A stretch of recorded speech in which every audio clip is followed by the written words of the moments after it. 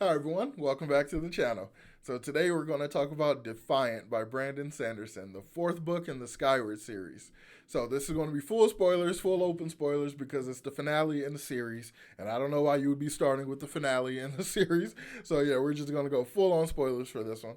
So yeah, make sure you hit the like button, subscribe to the channel if you haven't done so already, and let's. So Defiant. Oh my goodness, Brandon stuck the landing. He did such a good job. Oh, this book, I can just say straight off the back, it is definitely right up there with Skyward for me. We have reached the heights. We have made our way back around to the top of the mountain that was Skyward. I am really, really excited about it. We get our original flight back. We even get some like little hints at the Starsight crew and stuff like that. We get some more of the people from Cytonic. It's just like this. We don't get a full Avengers assemble where the side characters from all the books come together, but we get like a little bit of that kind of thing. I don't know. I liked it so much. This book just like it encapsulates the series in this great way. It feels like the greatest wraparound of a series that like was very bumpy in my opinion. Like the it's this book honestly it makes Cytonic and Starsight more enjoyable. It completely like recontextualizes the entire series in a lot of ways. It's really really cool. So when Spencer gets back to the somewhere, she's essentially like it's very much that cliche of the hero's journey, right? The hero goes on the journey, leaves home, go through all this stuff, and eventually comes back to be changed forever, never the same. So oftentimes that's the end of the story. You just know that your protagonist has changed. But since We Got Cytonic was very much a hero's journey kind of story, when we get into Defiant, we actually get to see that hero has been changed and they're never the same. So that's essentially what this whole book is. It's Spencer having been changed from her journey, and she is essentially feeling like a third wheel, I mean a fifth wheel. I guess I don't know phrases, whatever. She's feeling like she doesn't match with her people anymore a little bit, so she's feeling a little out of sync and everything. I thought that was just really really well done. She gets to this kind of point that's very clearly a PTSD reaction, where she kind of like devolves herself into just being a weapon and stuff, and she tries to like kind of divest emotionally and just be like, you're just like a weapon for. It's very similar to what Brandon did in like Well of Ascension, the second Mistborn book in the first Mistborn trilogy. It's very similar to that. A lot of the story actually plays out in a lot of ways that are quite similar to the way that series ends, but the relationships are a little better, specifically the romantic relationship. So I talked about in my Cytonic review that I thought that the Jurgen and Spencer's relationship was like um, developed better, like it was continuing along this developmental path that just really, really worked. But whoa, whoa, whoa, did it like really, really work here? Like it was so well done. Like it's it's kind of common that you kind of get the lead up to this relationship type thing. You get the lead up to the romance between the main characters and stuff, and then by the end of the story, they're together, and it's like whatever. Sometimes we get to see the relationship in action, but in this one, we really get to see the relationship in action. It's not often that we get to see a relationship with two very contrasting personalities actually kind of work through it. So Spencer is very headstrong and very brass and very much just wants to just go out and go do stuff, right? And Jurgen's been made admiral. He's like the leader of all the stuff now. Like he's the big guy and stuff. So it's on him to basically deal with what is essentially his prize fighter just running off and doing whatever, like completely disobeying his orders and stuff and besmirching his authority and everything. And on top of that, they're in a romantic relationship. And sometimes, like when you see a dynamic like that, oftentimes, at least in my experience, both parties will never really acknowledge it. They'll just kind of seethe in silence and they'll just be like this quiet resentment and it'll just be like this unspoken tension and stuff that kind of creates conflict for the relationship. But here it's like immediately addressed and acknowledged. And neither one and it's not like acknowledged in this way of, oh, I'm so sorry I'm doing that, blah blah blah. Let me just, not do it and then like immediately not do it kind of thing. Like no, it's a true thing. Like Spencer really does struggle with this whole idea of like teamwork and stuff because quite frankly, since the end of Skyward, she's just been doing stuff on her own. Like she's, just went off to the star site by herself, jumped into the nowhere by herself, like all this kind of stuff. She just kind of does it, she just does it. She's very brash like that. So to have to respect the authority of somebody who was basically an equal not long ago and who was also her boyfriend is probably like incredibly difficult for her. But it shows her level of affection for Jurgen himself and that she actively tries to like not step all over his authority and stuff. So we get to this point where they've had these conversations, they've hashed it out and all this kind of stuff, and she's very much trying to like turn over a new leaf and be better and be reliable and everything. And we got this great scene with all the side characters, all the original flight. They're like, and then she brings in like Hesho, who survives in the last book. He survived or whatever. Like she brings him in, and she brings in the Deliz and Shiver, the two crystal creatures. She brings them in while they're all cleaning the ships because that's like a big teamwork thing that they do or whatever, and it like fosters great relationships in the flight. So I love that scene so much. It reminds me of the artwork that came out of Avatar: The Last Airbender of all the characters as teenagers. If I can find it, I'll put it up there. But like it just feels like that. I want a picture of all the characters like by a starship, like cleaning it and stuff. Like I would love that. That would make a great group photo kind of thing. I love it. And then so she kind of goes off and she's like rebuilding Mbot's original body and stuff. So she, because she can just teleport at will now. It's just she might as well be an else caller. But like she's just like teleports to the tunnels and stuff. And she's working on it, and she's thinking about taking the ship, back to where they're cleaning the other ship so that everybody can work on it as a group, as more, team building and stuff, more, just camaraderie and all that kind of stuff, which is really cool. I like it. But then immediately she's captured.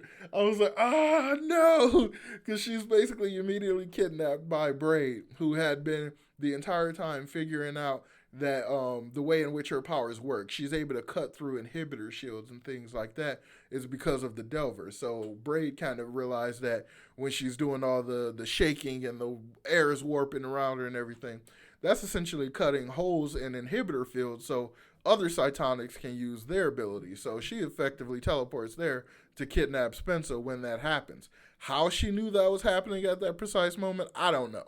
Maybe they were constantly trying to jump over there and they just had to wait until the window opened. I don't really know. But she immediately kidnaps her and takes Spencer away. And this is one of the few times I've ever had a visceral reaction to something that's not like explicitly heavy emotions. Because my stomach immediately dropped when she was kidnapped because I was like, oh, Jorgen's going to think she went off to execute that plan that she just told him about, that he told her don't do anything with. We got to talk to our allies and stuff. So he's going to immediately think she ran off to execute this attack. And I was like, like I actually felt fear and anxiety for the potential consequences of a thing she didn't do. And I'm like, that is rare. Like, that is rare that happens with me. So I'm like, good job. Like, just good job. Like, that's how you know that the emotional punches were, like, really punching. So, like, that really got me. Like, I like that a lot. That was just really well done. So, all the characters are really well done in the story, as well as, like, the character interaction. We get that classic camaraderie, the classic, like, friendship stuff. I love the relationship between Spencer and Kimmelin, like, a lot. Like, I loved it in Skyward, and I really loved it here. Like, she managed to do that thing where she's just trying to let Spencer know, I am here for you. Like, we're here.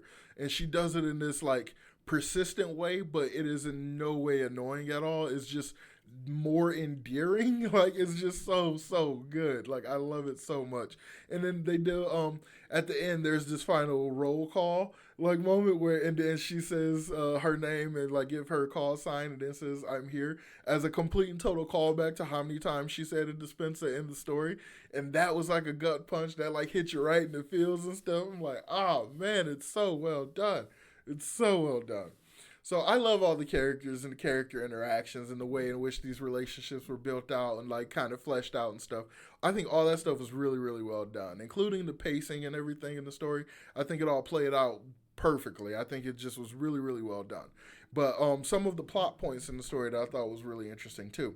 So I kind of like this idea of Winzik being the big bad, like this idea of just this basic bureaucrat kind of person with this obvious bias, like being essentially this big bad. I thought was really fascinating.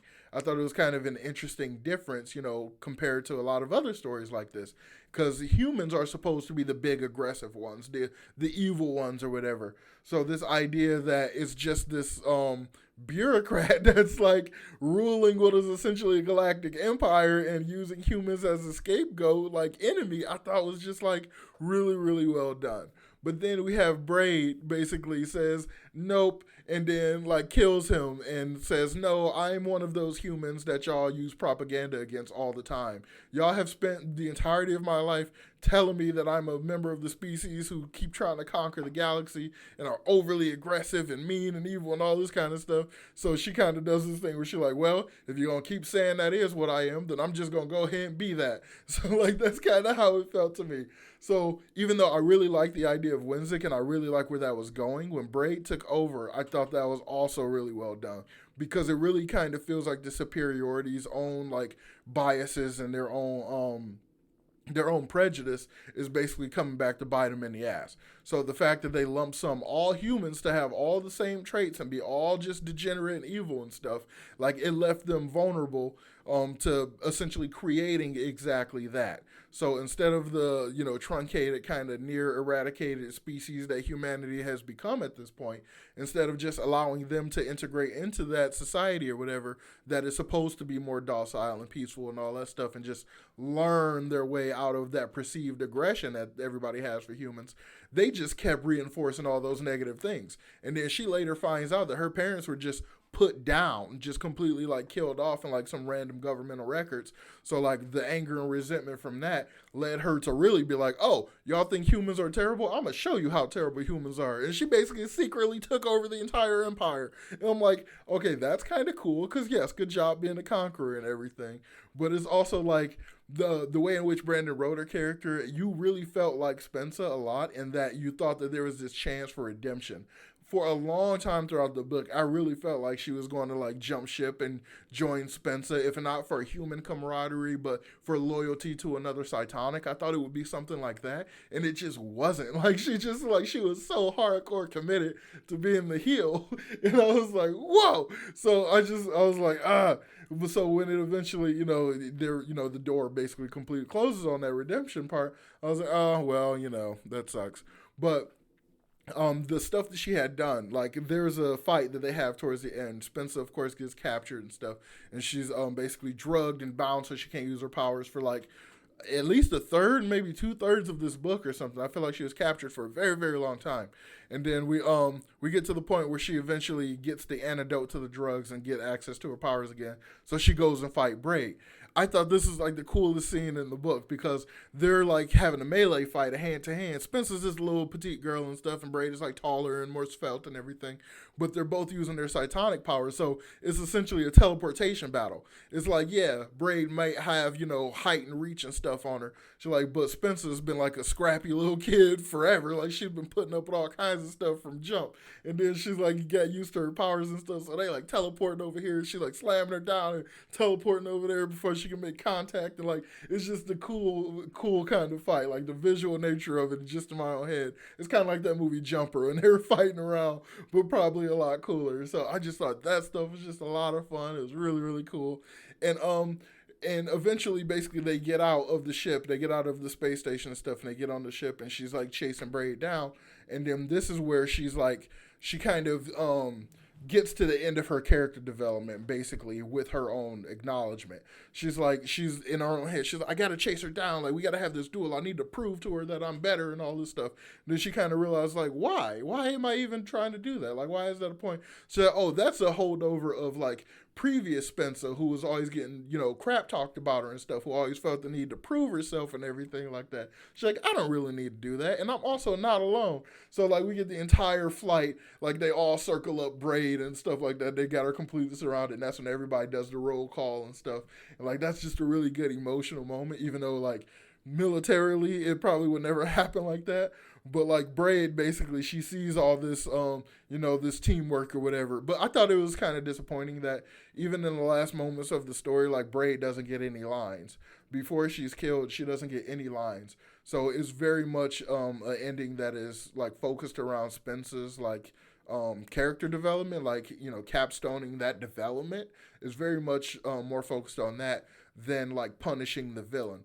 Because even after that roll call, Braid tries to take off. She tries to just like, you know, turn tail and run, and Spencer just shoots her with the destructor and just like one time and obliterates the cockpit in her starship, and she's just dead. Like it's also a little weird because we also don't get, well, I guess we do get a confirm, because it doesn't feel like, basically there's no line that says and Braid died that day. Like there's nothing like that, you know? But after they all do the roll call, Spencer shoots and kills Braid, and then does her roll call and says codename Spin confirmed, which is how they confirm kills when they're, you know, doing their dog fighting. So that in and of itself is the confirmation of the kill. But it kind of, it not disappointing, but it's like almost lackluster in a way, because it's supposed to be kind of lackluster for Spencer. So for the audience, it's also a little bit lackluster. I kind of like that from the fact that it is meant to purely serve her character development, but I also kind of dislike it in that my own bloodlust was like, I would have liked a slightly more brutal ending, I guess. So yeah, that's kind of where I am with it. But yeah, I'm gonna go ahead and wrap this up. I think Defiant was a great ending to a really interesting series. Skyward was the best. Defiant is second best, only because I have a bias towards the first in the series at any point. Even though I might have enjoyed Defiant more than Skyward, but Skyward started it all, so it kind of has to be first. So my list for this goes Skyward, Defiant, Cytonic, and then Starsight at the bottom. So yeah, if you want to hear me talk more about this, you can check out the video over on Murphy Napier's channel, where Matt, and I all talk about the Defiant full spoiler discussion over there as well. I'll put a link to it in the description below. But as always, please make sure you hit the like button, subscribe to the channel if you haven't done so already, and if you're interested, check out the Patreon. The link is in the description. So with that being said, I will talk to y'all next time. Peace.